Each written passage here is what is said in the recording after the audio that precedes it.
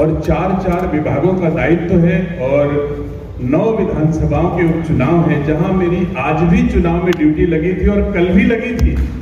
मैंने लोगों से आग्रह किया कि एक दिन का मुझे समय दे दिया जाए और एक दिन मैं कल के दिन कार्यक्रम में रहूंगा। आज के दिन उत्तर प्रदेश से छुट्टी लेकर के मेवाड़ की पावन धरा पर आने का अवसर मैंने खोने नहीं दिया और मैं पहुंचा। तो मुझे गर्व है सम्मानित साथियों कि मैं तो कुछ सीखने आया था, पीछे बैठ के कुछ सीख के चला जाता, लेकिन चूंकि एक ही जहाज है आपके उदयपुर से दिल्ली और दिल्ली से लखनऊ जाने की, इसलिए मेरी मजबूरी थी, मुझे आग्रह किया कि मुझे जाना है। तो आयोजकों का मैं धन्यवाद देता हूं कि आपने मुझे बोलने का अवसर दिया आप सबके बीच में, इसके लिए मैं धन्यवाद देता हूं। मैं संबोधन में बहुत लोगों का नाम इसलिए नहीं जानता कि मैं उत्तर प्रदेश में सेवा ज्यादा करता हूं। वैसे अखिल भारतीय क्षत्रिय महासभा का मैं राष्ट्रीय अध्यक्ष एक विंग का हूं और हमारे बहुत सारे साथी हमारी महासभा के महामंत्री श्री हरेंद्र सिंह राणा जी यहाँ पर उपस्थित हैं। हमारे इस सभा में लाने वाले महेंद्र सिंह तंवर जी भी उपस्थित हैं। बहुत सारे लोगों को मैं जानता हूँ। हमारे पीछे कुछ राजनीतिक हमारे साथी भी बैठे हैं। भिंडर क्या नाम, भिंडर राज्य के राजा और राजनीतिक व्यक्ति हैं। मैं ज्यादा लोगों को नहीं जानता। बिहार के हमारे कुछ बिहार से जो हमारे राज साहब हैं, मैं उनका अभिनंदन करता हूं। सम्मानित साथियों, मेरा प्रयास, हम सबका सामूहिक प्रयास होना चाहिए कि कम से कम अगर हम इस सारी महासभाएं जितने भी क्षत्रिय हितों के लिए इस देश में काम कर रही हैं, सब एक हो जाए तो इससे बड़ी बात तो कुछ नहीं हो सकती है। और ये प्रयास कोई क्षत्रिय नहीं कर सकता इस धरती पर, जितना मुझे अनुभव है कि सारी क्षत्रिय महासभाओं को एक कर दे, ऐसा कोई भी क्षत्रिय हिंदुस्तान में है जो नहीं किसी को एक कर सकता। अगर कोई एक कर सकता है तो मेवाड़ की माटी और महाराणा प्रताप का ध्वज ही हमको एक कर सकता है। तो यह प्रयास एक बार जरूर होना चाहिए और इस प्रयास के करने वाले हमारे कुंवर जालम सिंह राठौर साहब जो इस कार्यक्रम के आयोजक हैं, मैं उन्हें धन्यवाद देता हूं, बधाई देता हूं कि उन्होंने ऐसा प्रयास किया। यह कार्यक्रम उनके भाव और विचारों के अनुरूप सफल हो, मैं इसके लिए अपनी शुभकामनाएं देता हूं।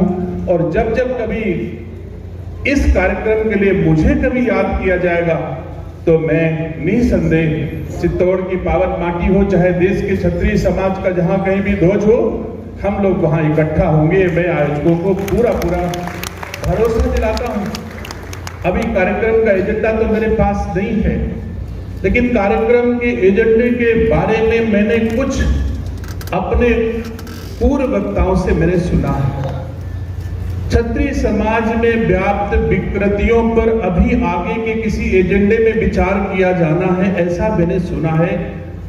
जो लोग संबोधन दे रहे थे, मैं छोटा हूं उम्र में, अभी बहुत सारे लोग हमसे उम्र में होंगे।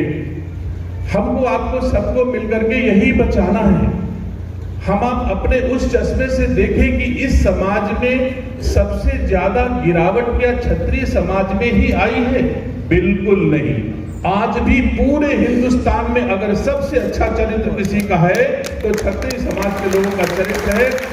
जब हम अपने मंचों से ही क्षत्रियों में क्षत्रिय के चरित्र की गिरावट पर चर्चा करेंगे तो निसंदेह ये मल्टीप्लाई होता है और अनावश्यक इसकी चर्चा होती है। हमारे हिंदुस्तान में आज भी एक सरपंच आपके यहाँ कहा जाता है, मेरे यहाँ प्रधान होता है। अगर 1000 की आबादी में एक क्षत्रिय केवल है तो इन्हीं महाराणा प्रताप के चरित्र, इनके संस्कार, संस्कृति के आधार पर मैं कह सकता हूं कि एक क्षत्रिय पूरे 1000 लोगों में अकेले प्रधान और सरपंच चुन लिया जाता है। अपने कारणों के कारण कोई भी समाज इतना समृद्ध नहीं है कि वो अकेले बहुत सारी जातियों समाज के लोगों का समर्थन हासिल कर सके। लेकिन आज भी हमारे भीतर, तो मेरा आग्रह है जब भी समाज के हित के लिए कहीं मंच लगे तो यह एजेंडा का हिस्सा नहीं होना चाहिए कि हमारे समाज में बहुत गिरावट आ गई है। आप तुलना कर लो किसी भी समाज से तो हमारा समाज आप भी सबसे ऊंचाई पर होगा, चाहे चरित्र में हो, चाहे संस्कृति में हो, चाहे संस्कारों में हो, चाहे त्याग में हो, चाहे बलिदान में हो, चाहे कुर्बानी देनी हो, चाहे खून देना हो, हमारा समाज आज भी सर्वोच्च है, कल भी था, आज भी है और पीढ़ियों तक रहेगा।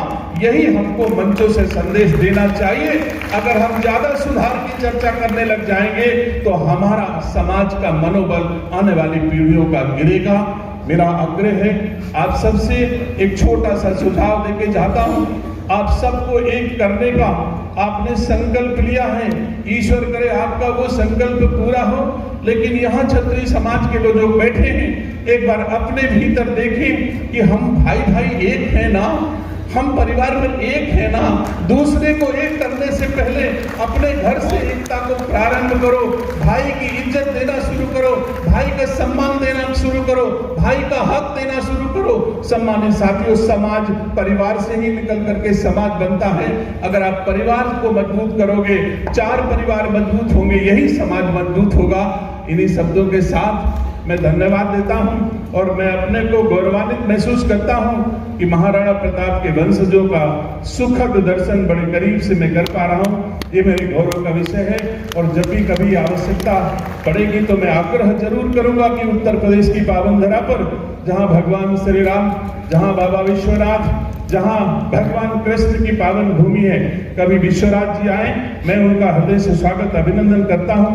हमारे कुल वंशज के ध्वज वाहक हैं, हमेशा इनके छत्र के नीचे पूरा क्षत्रिय एक हो सकता है। आदरणीय राठौर साहब,